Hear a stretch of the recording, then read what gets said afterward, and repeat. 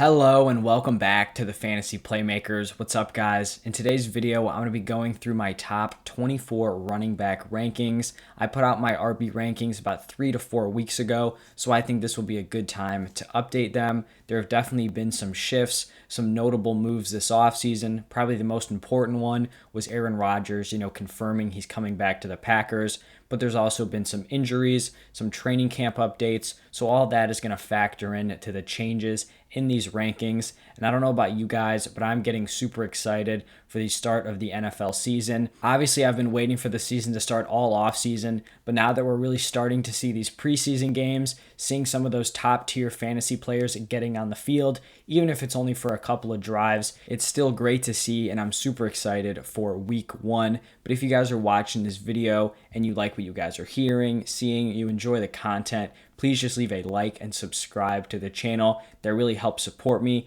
especially gearing into the season. We've been growing a ton, and I really appreciate all the support. Then also let me know your thoughts down below in the comment section. Do you agree with my rankings? Let me know what players you think I'm too high or too low on.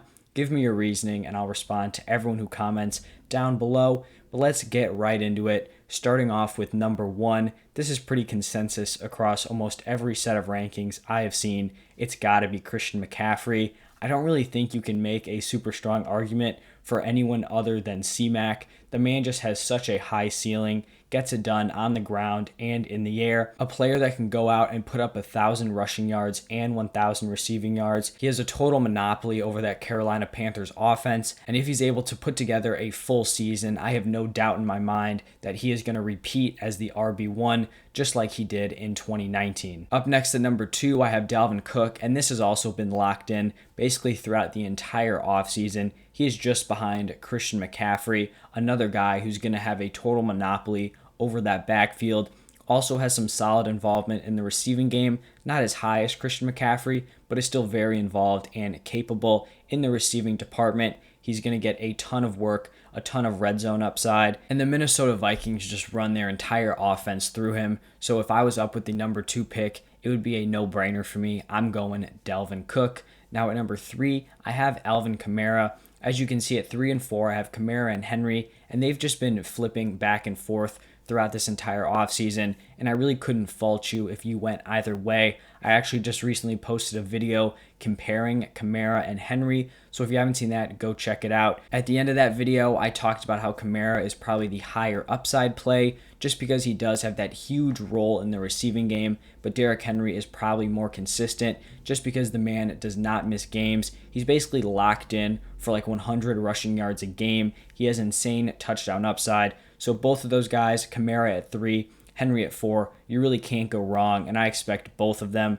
to repeat as high-end RB1s this season. I think this may be one of the larger differences between overall consensus ADP and where I have a running back, but I think Aaron Jones here at number 5 is 100% warranted. He has finished as a high-end RB1 the past 2 seasons. You have Aaron Rodgers coming back, so there's no concerns there. He is just so efficient when Aaron Rodgers is in this lineup. The offense has so much touchdown upside.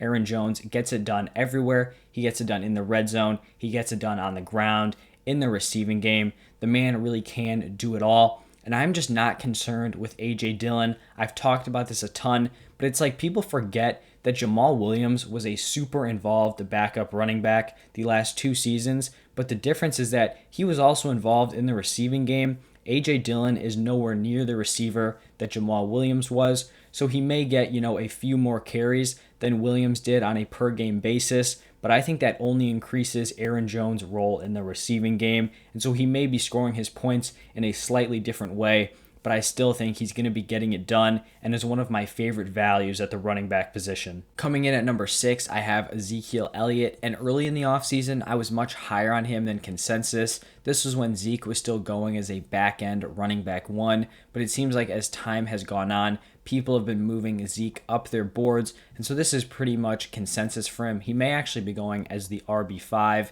Even though he had a bad season last year, really everything that could have gone wrong went wrong. You had Dak go down with injury. Zeke was dealing with injuries. This offensive line fell apart. And I know going into 2021, this offensive line is not what it was, in Zeke's first few years of the season, but I still think Zeke can get it done, and I am expecting a big bounce back year from him. Aside from 2020, every other season that Zeke has been in the NFL, he has been putting up mid to high end RB1 numbers, and I really think he returns to that production this year. Moving on to number 7, I'm going to kind of talk about all three of these players together. At 7, I have Ekeler. At number 8, I have Jonathan Taylor. And at number 9, I have Nick Chubb. I had a really tough time differentiating between these players when I was making these rankings. And I think you can just look at them 3 different ways. And it really just depends on what kind of player you want to draft.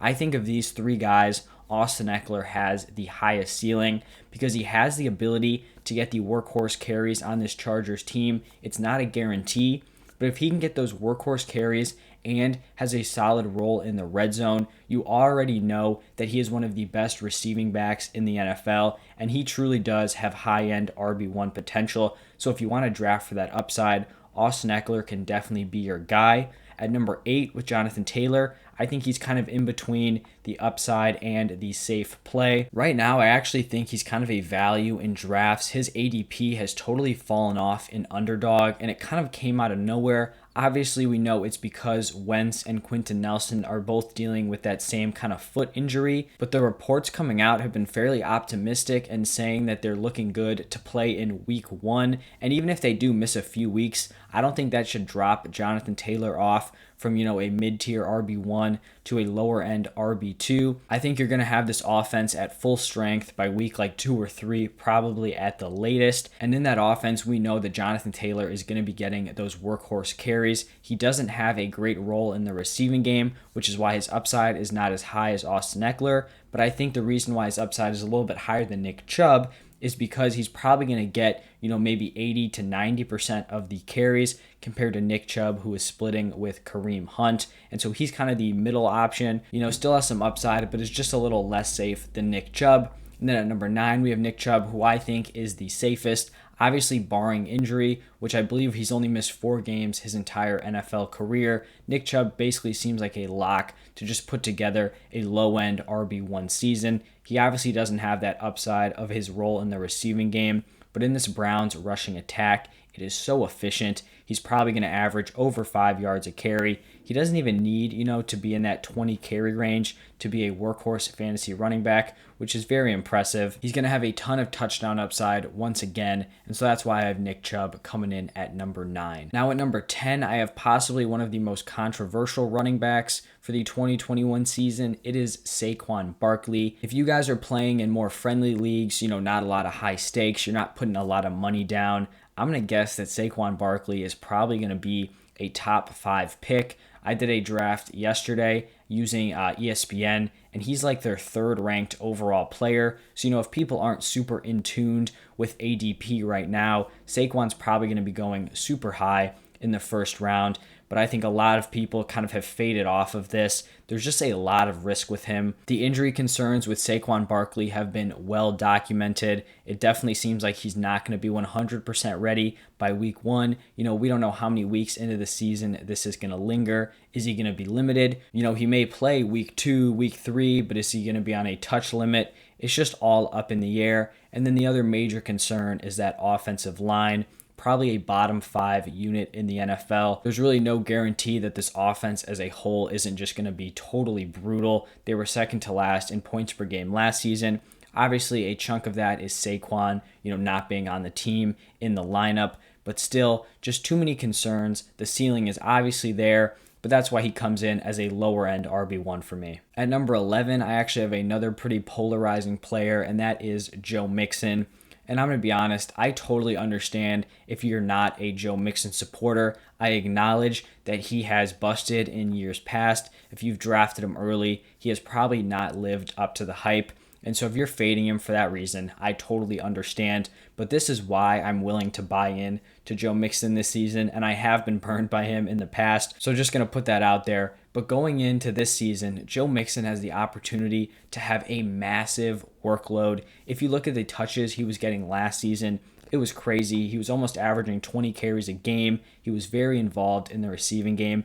and everything has improved for him this offseason, right? He was very inefficient on those touches last year, but I expect some improvement there this season, and these are the reasons why. You have Joe Burrow coming back. It seems like he's going to be healthy for week 1, and the entire offense has improved. They've made upgrades in the offensive line, maybe not as big of moves as you would have liked. Obviously, it would have been great if they drafted Penei Sewell instead of Jamar Chase, but Jamar Chase is still going to help him out. This receiving room is absolutely stacked, so they're definitely going to have to pay a lot of attention to these wide receivers. That should open some things up for Joe Mixon. Like I mentioned, the offensive line has improved a little bit. And then you also have Giovanni Bernard, who is no longer in the picture, signed with the Tampa Bay Buccaneers. So Joe Mixon, just a total monopoly on this backfield and has just such a high ceiling this year, which is why he's coming in at number 11. Up next, rounding out the top 12 of this list, it is Antonio Gibson. He put together a super solid rookie season last year, and I only expect him to improve on it. He's going into this offseason as the established workhorse of the Washington football team offense. Obviously, we know what he can do on the ground. He's also a great red zone running back. The issue here, which is why he isn't just a little bit higher, is he doesn't have that receiving role locked up. You still have J.D. McKissic there. Even though he does have the talent to be a top receiving back, we saw it in college, we just don't know that he's going to get the opportunity. But even if he doesn't have that receiving work, he still has RB1 upside. This is going to be an improved Washington football team offense, so I'm excited to see what Antonio Gibson can do this year. Starting off the RB2 group, I have Clyde Edwards-Helaire here at number 13. Definitely busted in 2020, was a super high pick, a first-round guy, just did not live up to the hype. Everyone knows the story. Everyone knows he was a big disappointment. But that doesn't mean he cannot bounce back in 2021, and that is what I'm expecting for him. A lot of stuff has gone his way this offseason. It really seems like he is lined up to be the workhorse. You don't have Le'Veon Bell there. Before Le'Veon Bell was signed, CEH may not have been living up to his ADP, but he was definitely still putting together some really solid games. And that was honestly when the Chiefs' running attack was most effective. I think they recognize that, and he will have the opportunity to have a big role this season. He's going to be on that high-scoring offense, should have way more touchdown upside than you saw last season. And so that's why he comes in as a high-end RB2 for me and is very close to breaking into that RB1 range. To continue the streak of very young running backs, I have Najee Harris coming in here at number 14. I wasn't super high on him to start off the offseason, but I've slowly been moving him up my rankings. Obviously, some of it has been due to injuries, but also I do understand, his potential workload this season, and it's just going to give him a really solid floor. I think when people talk about Najee Harris, a lot of people are looking at this massive ceiling he's going to have, and I actually look at it the other way around. The amount of touches I think he's lined up to get is going to give him a really solid floor, because even if you are inefficient with those touches, you're still just going to be putting points up, kind of like a Joe Mixon-esque season from last year. I don't know if the ceiling is as high as it's being pushed, because this Chiefs offensive line has proven it is not great. So he's definitely not going to be a Nick Chubb-esque player who's getting like 15 carries a game, averaging 5.5 yards per attempt. I think he's going to be much more around those 20 carries a game, maybe averaging 4 yards a carry. But he's an all-around very solid running back and should put together a really nice rookie season. At number 15, I have the fourth second-year running back on this list with DeAndre Swift. I think I'm a little bit higher on DeAndre Swift than consensus, but I am kind of buying into this workload he's going to get on the Lions. And the reason why I like him this year is because he is a great receiving back. If you have a guy who's not great in the receiving game, but is going to get a lot of rushing volume on a really bad team, that's probably not a player I'm going to be super interested in. But when I'm looking at DeAndre Swift this year, I really expect him to get around, maybe 12 to 15 carries a game. And those may not be touches with a lot of touchdown upside, but this offensive line is very nice for the Lions, and he does just have that great ability in the receiving game. We saw him put together RB2 numbers last year while barely touching the ball, and so if he can go out, average, 6 targets a game, I really think he has some nice upside this year, even if this Lions offense is going to be terrible. Chris Carson is up next here at RB16, and he kind of seems to just be the forgotten guy in this group of running backs. His ADP has started to rise throughout the offseason.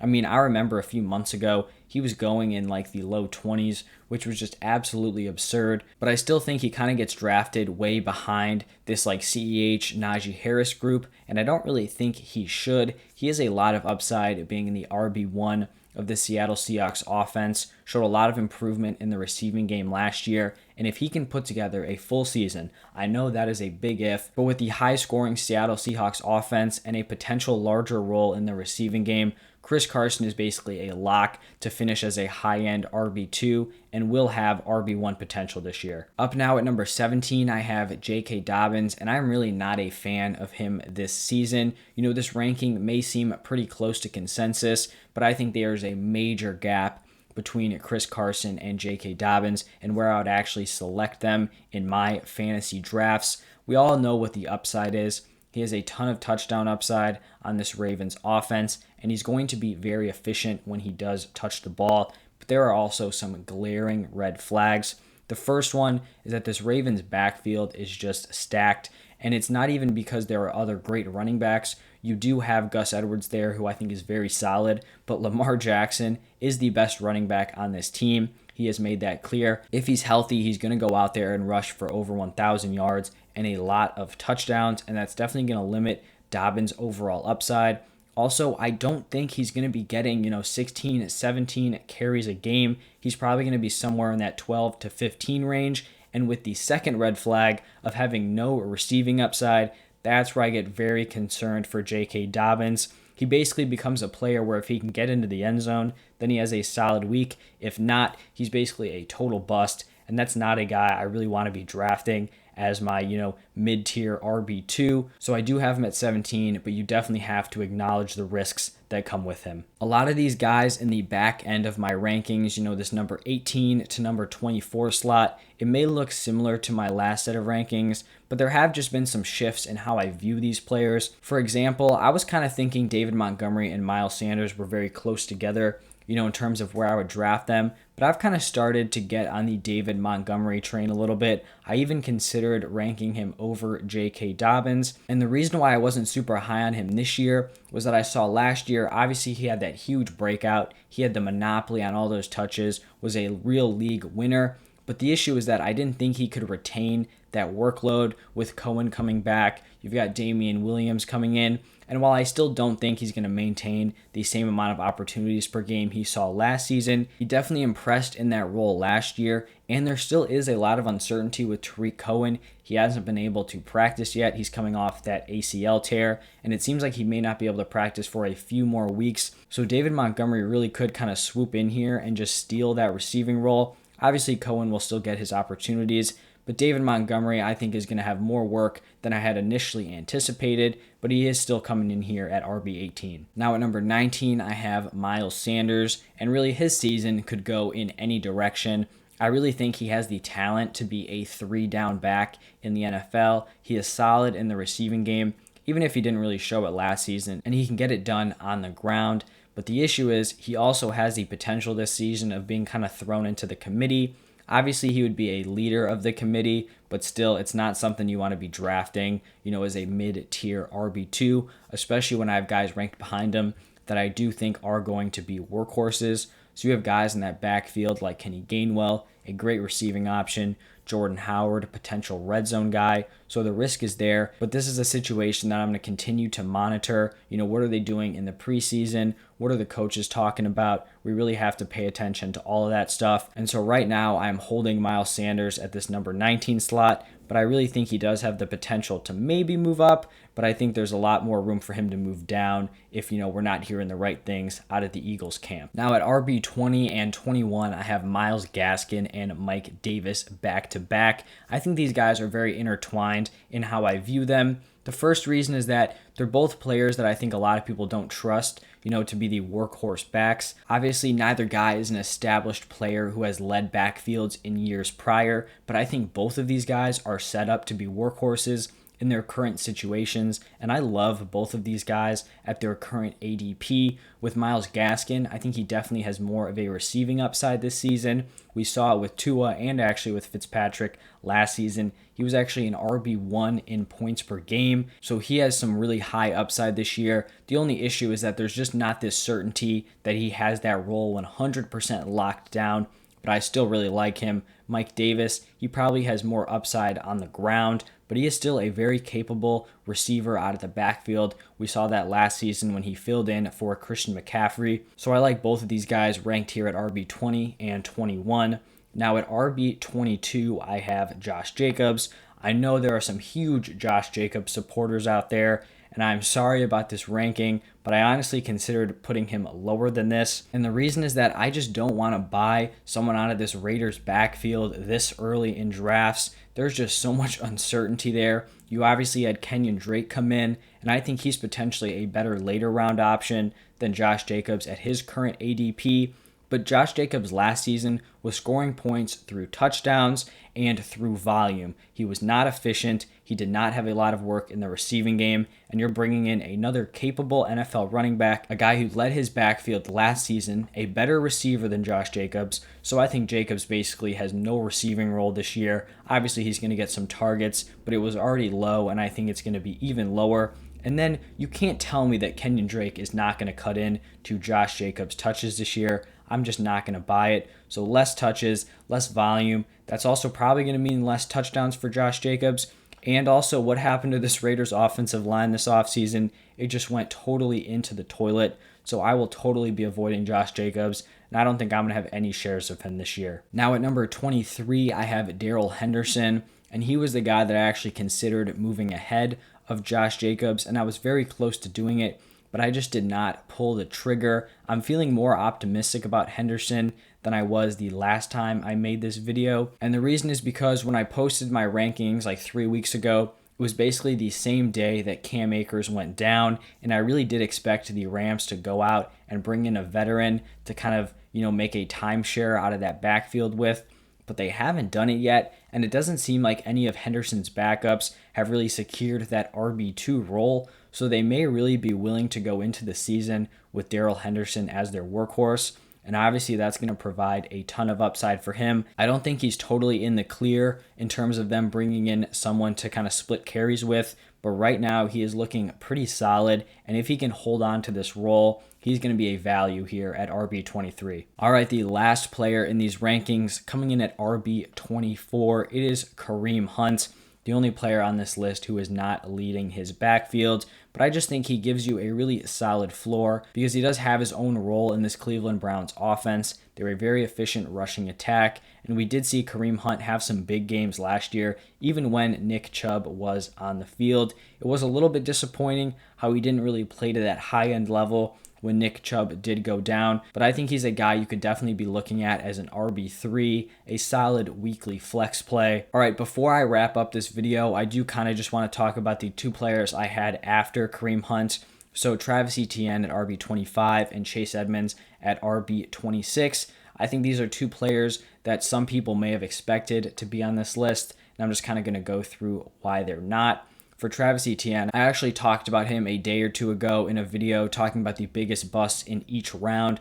Go check that out if you have not already. But basically, to sum up what I talked about there, I just don't think he's going to be the workhorse of this backfield. He's going to have the receiving role, but I think he's going to lose out on a decent amount of carries and the red zone work, and that's just not the type of player I want to target in round number 5. And with Chase Edmonds, it's honestly a pretty similar thing. He's going to have that receiving role locked up, but does James Conner eat into those overall carries and into the red zone work? It just remains to be seen, and so that's why I don't feel confident putting these guys in my top 24 running backs. Thank you guys for watching and listening. If you enjoyed the content, like I mentioned at the beginning, please just leave a like and subscribe to the channel. It would really mean a lot to me. You guys don't know how much that helps support this channel. And also let me know your thoughts down below. Who do you think I'm too high on, too low on? Let me know your thoughts overall. I want to hear what you guys have to say, and I'll be responding to everyone who comments. So thank you guys for tuning in. Make sure you guys watch out tomorrow. I'm going to be posting my wide receiver rankings,